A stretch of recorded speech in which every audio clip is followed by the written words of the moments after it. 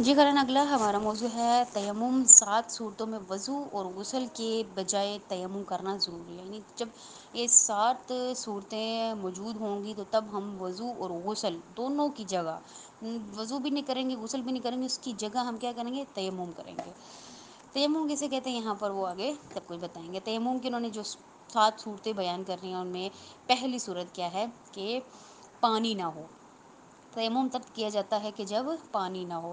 638 میں کہہ رہے ہیں اگر انسان آبادی میں ہو تو ضروری ہے کہ وضو اور غسل کے لیے پانی مہیا کرنے کے لیے اتنی جستجو کرے کہ بالآخر اس کے ملنے سے نا امید ہو جائے، یعنی کہ یہ نہیں کہ اپنے گھر میں پانی نہیں ہے تو اپنے تیمم کر لینا، نہیں، بلکہ اس نے اتنی جستجو کرنی ہے کہ اس کو بالکل وہ نا امید ہو جائے کہ اس کو پانی نہیں مل سکتا، تب وہ تیمم اس کے اوپر فرض بنتا ہے کہ وہ تیمم کرے۔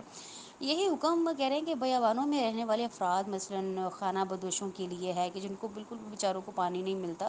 پینے کے لیے ان کے لیے مشکل ہوتا ہے پانی، تو وہ پینے کے لیے رکھ لیں، ان کے لیے تیمم ہوتا ہے۔ اور اگر انسان سفر کے عالم میں ہو اور بیابان میں ہو تو ضروری ہے کہ راستوں میں یا اپنے ٹھہرنے کی جگہ کے آس پاس والی جگہوں میں پانی تلاش کرے، اور احتیاط لازم یہ ہے کہ وہاں کی زمین ناہموار ہو یا درختوں کی کثرت کی وجہ سے راہ چلنا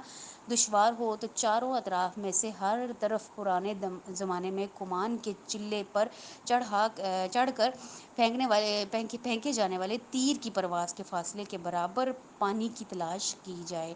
جبکہ ہموار زمین میں ہر طرف اندازاً 2 بار پھینکے جانے والے تیر کے فاصلے کے برابر، یعنی جہاں تک تیر جائے گا وہاں تک آپ نے اس پانی کی جو ہے وہ جستجو کرنی ہے، ڈھونڈنا ہے پانی کو۔ اگر نہیں ملتا اس حالت میں پھر آپ کیا فریضہ بنتا ہے؟ تیمم کرے اور نماز پڑھے۔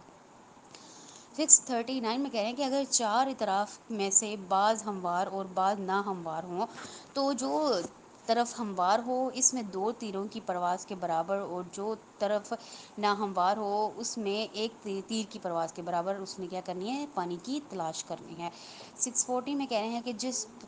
جس طرف پانی کے نہ ہونے کا یقین ہو اس طرف تلاش نہ کریں، یعنی کہ ابھی پتہ ہے آپ کو اس طرف مجھے پانی نہیں مل سکتا، اس طرف تلاش نہ کریں، جدھر آپ کو امید ہے کہ آپ کو اس طرف پانی مل جائے گا وہاں پر آپ اس کی تلاش کریں، پانی کی تلاش کریں۔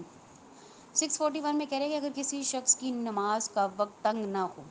اور پانی حاصل کرنے کے لیے اس کے پاس وقت ہو اور یہ اسے یقین یا اطمینان ہو کہ جس فاصلے تک اس کے لیے پانی تلاش کرنا ضروری ہے اس سے دور پانی موجود ہو، تو ضروری ہے کہ پانی حاصل کرنے کے لیے وہاں جائے۔ لیکن اگر پانی بہت زیادہ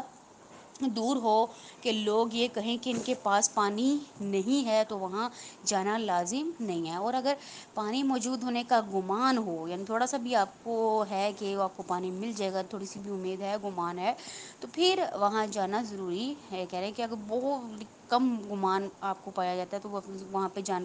جا کر پانی ڈھونڈنا جو ہے وہ ضروری نہیں ہے۔ آگے دیکھیے 646 میں 42 میں کہہ رہے ہیں کہ یہ ضروری نہیں ہے کہ انسان خود پانی کی تلاش میں جائے، بلکہ وہ کسی اور ایسے شخص کی بات پر بھی اکتفا کر سکتا ہے جس نے جستجو کر لی ہو اور جس کی بات پر اطمینان آ جائے، یعنی کہ آپ کو پتہ ہے کہ یہ شخص جو ہے وہ ہر جگہ جاتا ہے، اس کو پتہ ہے کہ وہاں پر پانی نہیں ہے جہاں پہ وہ تلاش کے لیے جا رہا ہے، تو اس کی بات پر بھی آپ اکتفا کر سکتے ہیں اگر وہ سچا ہے تو۔ آگے دیکھیے 643 میں کہہ رہے ہیں کہ اگر اس بات کا احتمال ہو کہ اپنے سفر کے سامان میں یا پڑاؤ ڈالنے کی جگہ پر یا قافلے میں پانی موجود ہے تو ضروری ہے کہ اس قدر جستجو کرے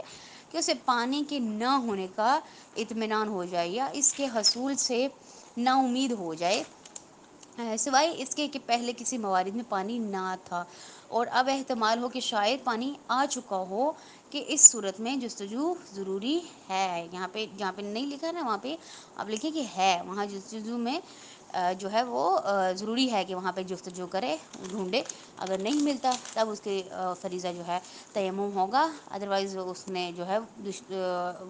جو تیمم اگر پانی نہیں ملتا تو وہ تیمم ہی کرے گا۔